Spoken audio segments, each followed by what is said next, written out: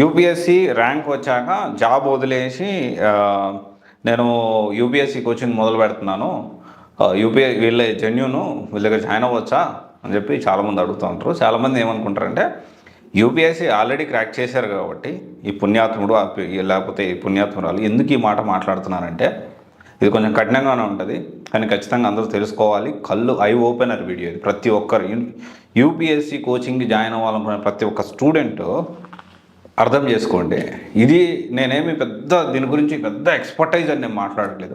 ఒక కామన్, లేకపోతే నా తమ్ముడు నా చెల్లు జాయిన్ అవ్వాలనుకుంటే, లేకపోతే మీరు ఎవరన్నా జాయిన్ అవ్వాలనుకుంటే కామన్గా ఆలోచిద్దాం. కామన్గా చాలా నార్మల్గా ఒక కామన్ మ్యాన్ లాగా కొంచెం డెఫినెట్లీ ఇప్పుడున్న జనరేషన్ డెఫినెట్లీ ఇప్పుడు పాస్ అవుట్ అయ్యి ఇప్పుడు కొత్తగా యూపీఎస్సీ కోచింగ్ తీసుకుని అనుకున్నాను చాలా తెలివైన వాళ్ళు ఉంటారు.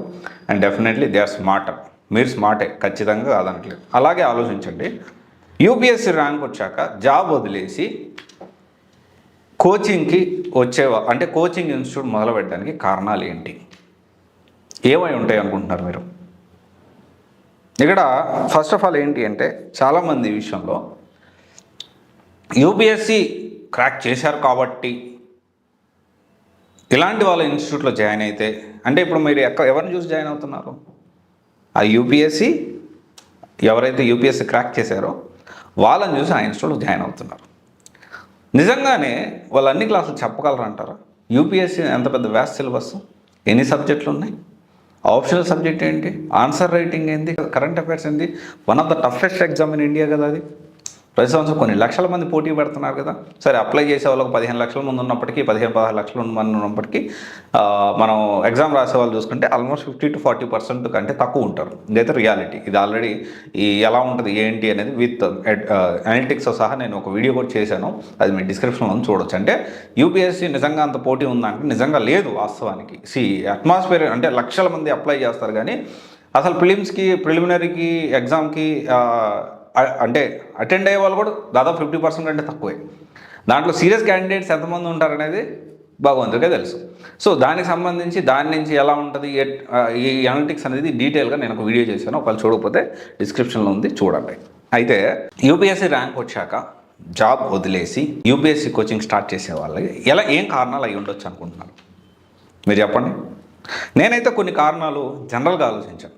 జనరల్గా అసలు ఎందుకు వస్తారబ్బా యూపీఎస్సీ అంటే, యూపీఎస్సీ క్రాక్ చేసి ఒక ఐఏఎస్, ఒక ఐపీఎస్, లేకపోతే ఒక మంచి సర్వీస్ ఐఆర్ఎస్ సర్వీస్ వచ్చినప్పుడు వాళ్ళు ఏ లక్ష్యంతో మొదలుపెట్టారు? యూపీఎస్సీ క్రాక్ చేయాలని లక్ష్యంతో మొదలుపెట్టారు. తర్వాత క్రాక్ చేసేసారు కష్టపడి, 10 సంవత్సరాలు జాబ్ చేస్తున్నారు. మళ్ళీ ఎందుకు వస్తున్నారు?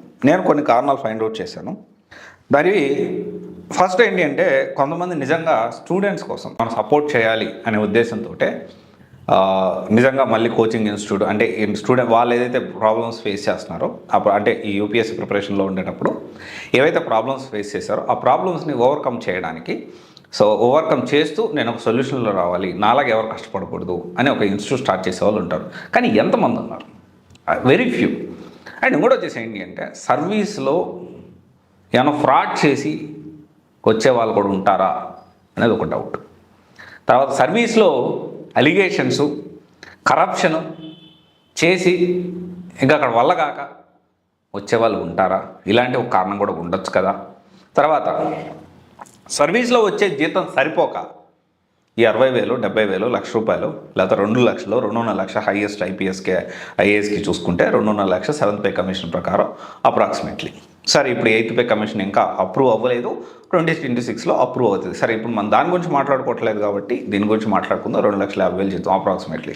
ఆ జీతాలు ఎట్లా ఉంటాయి ఏంటి అనేది కూడా నేను ఒక వీడియో డీటెయిల్గా చేశాను. ఆ 7th పే కమిషన్ అంటే ఏంటి, 8th పే కమిషన్ అంటే ఏంటి అనేది కూడా నేను వీడియో చేశాను. అది కూడా డిస్క్రిప్షన్లో ఉంది, మీరు చెక్ చేసుకోవచ్చు. ఇన్ డీటెయిల్ విత్ అనలిటిక్స్ అంతా కూడా డీటెయిల్గా చేశాను. అయితే ఇక్కడ ఈ జీతం సరిపోక కోచింగ్ ఇన్స్టిట్యూట్ మొదలు పెడితే ఎక్కువ సంపాదించవచ్చు అనే ఉద్దేశంతో అది కూడా ఒక కారణం అనుకోవచ్చు కదా. ఎందుకు అనుకోవట్లేదు? జనరల్గా ఏంటి అంటే, ఇక్కడ సర్వీస్లో ఉంటూ ఫీల్డ్ నచ్చక వచ్చేవాళ్ళు, అంటే టీచింగ్తో ప్యాషన్తో వచ్చేవాళ్ళు చాలా తక్కువ మంది ఉంటారు. ఇండియాలో మన హైదరాబాదులో, లేకపోతే ఇండియాలో చూసుకున్నా, ఢిల్లీలో చూసుకున్నా, లేకపోతే మన హైదరాబాద్ అశోక్ నగర్లో చూసుకున్నా, బెంగళూరులో చంద్ర లేఅవుట్, చంద్ర లేఅవుట్ అట్టగుప్పే అనేది ఉంటుంది ప్లేసు. ఆ ప్లేస్లోనే మొత్తం అన్ని కోచింగ్ సెంటర్స్ ఉంటాయి. అండ్ మన ఇక్కడ ఈ హైదరాబాదు అశోక్ నగర్, మన ఢిల్లీ చూసుకుంటే ఓల్డ్ రాజేంద్ర నగర్, ముఖర్జీ నగర్. మొత్తం కూడా ఇండియాలో చూసుకున్నా కానీ యూపీఎస్సి యూపీఎస్సి క్రాక్ చేసి జాబ్ వచ్చాక మళ్ళీ కోచింగ్ ఇన్స్టిట్యూట్ మొదలుపెట్టే వాళ్ళు ఒక్కరన్నా నాన్ కమర్షియల్గా అంటే డబ్బులు తీసుకోకుండా ఫ్రీగా సర్వీస్ ఎవరన్నా ఇస్తున్నారా? Show me 1%. ఒక్క పర్సన్ చూపించండి. ఇంకా వీళ్ళకి యూపీఎస్సి క్రాక్ చేశారు కాబట్టి వీళ్ళ ఫేమ్ని, వీళ్ళకి వచ్చే పేరుని అమాయకమైన పేద మధ్యతరగతి విద్యార్థులు రక్తం తాగడానికి, లేకపోతే బ్లఫ్ చేయడానికి ఒక మార్కెటింగ్ ఆస్పెక్ట్గా నేను ర్యాంక్ కొట్టాను, నా ఇన్స్టిట్యూట్లో జాయిన్ నన్ను చూసి జాయిన్ అవ్వండి అని వీడియోస్ చేస్తూ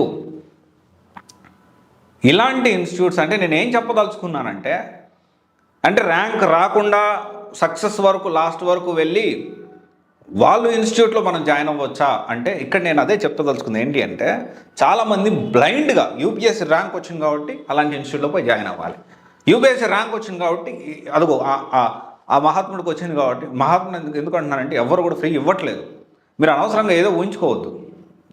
అందరూ కమర్షియల్ కానిది ఇదిగో వీళ్ళు కమర్షియల్ కాదు సార్, వీళ్ళు ఫ్రీగా కోచింగ్ ఇస్తున్నారు అని చెప్పండి. దాంట్లో క్వాలిటీ ఎంత ఉంది ఏంటి అనేది మనం కూడా చూసి డెఫినెట్లీ మనం జాయిన్ అవ్వచ్చు. సో ఊరికే ఏంటి అంటే, ర్యాంక్ వచ్చింది కాబట్టి, సక్సెస్ అయ్యారు కాబట్టి. What you mean by success అంటే ఏంటి? యూపీఎస్సీ ఎగ్జామ్ క్రాక్ చేసావు అంతే.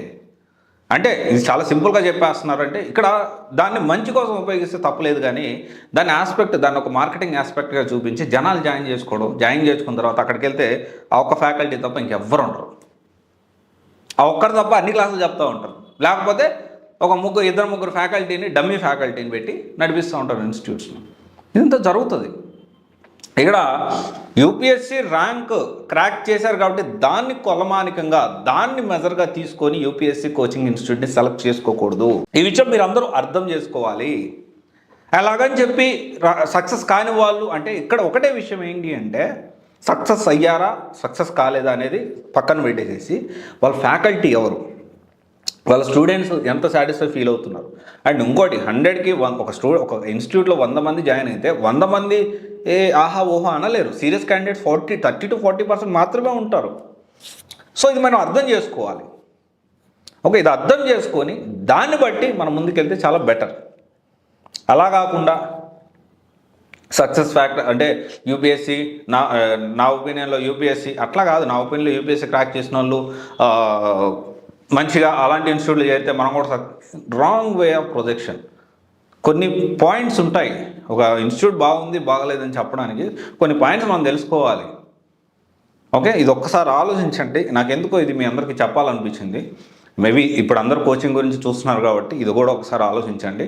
అండ్ ఈ ఒక్క పాయింట్ని మీరు ఈ ఒక్క పాయింట్ని మీరు కానీ అనుకొని యొక్క ఇన్స్టిట్యూట్లో జాయిన్ అయ్యారంటే పెద్ద డిజాస్టర్ అవుతారు. So be aware of that. అది ఒకసారి ఆలోచించండి. ఇప్పుడు ప్రతి ఒక్కరికి ఒకటే చెప్పేది, యూపీఎస్సీ ప్రిపరేషన్తో పాటు group 1, group 2 other competitive exams మీద కూడా మీరు ఫోకస్ చేయాల్సిన అవసరం ఉంది. అండ్ సెలెక్ట్ చేసుకునేటప్పుడు వీటిని కూడా మీరు కన్సిడర్ చేసుకోండి. All the best. Thank you. This is Raj signing.